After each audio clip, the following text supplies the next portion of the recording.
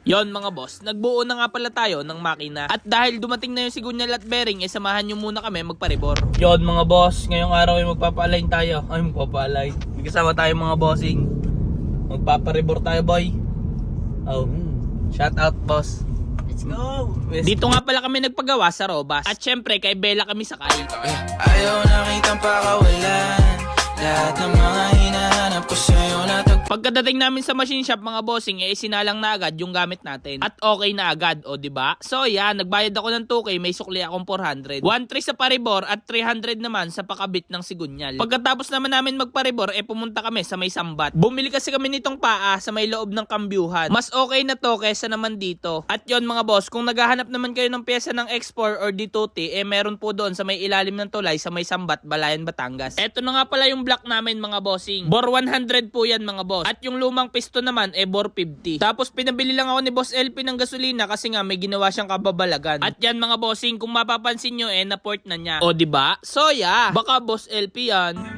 Ganda ah.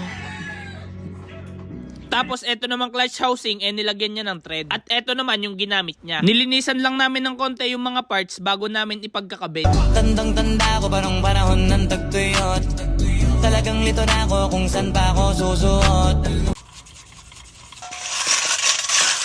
At pagkatapos namin maglinis, pumunta na kami sa Balayan Bolt para bumili ng tornilyo na ilalagay sa clutch housing.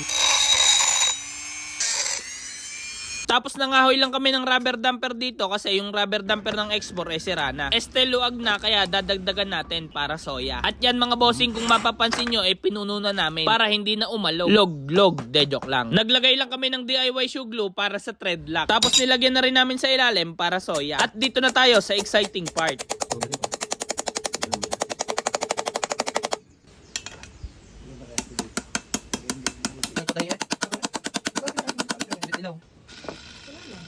At yon mga boss, ang bearing nga pala ng X4 nasa crankcase at wala po sa sigunyal. Ang bili ko pala sa sigunyal at bearing nasa 1.2 po. Ang paribor 1.3, tapos yung pakabit na sigunyal 300, tapos 350 naman dun sa may binili kong paa. Eto na rin pala yung gagawin kong part 13 mga boss. Medyo malayo-layo na tayo pero konting-konti na lang talaga.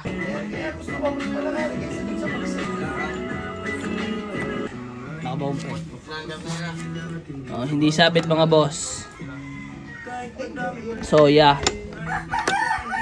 At bumili na rin pala tayo ng lining na pang rider car. Kaso 5 piraso yan at 6 naman yung sa X4. Buti na lang may extra si Boss LP. 550 nga pala yung bili ko dyan mga boss. Walang labis, walang kulang. Kaso mga boss, nagka-problema kami dyan. Pagkakabit namin lahat, may naiwan pala. Huwag nila sumikwat sa LP oh. Tutok na tutok. Kailangan matigas ang braso mo. Oh, laki ah. Boy, ano yan? Ginagawa mo. Aray, nakalimutan. Kalas ulit.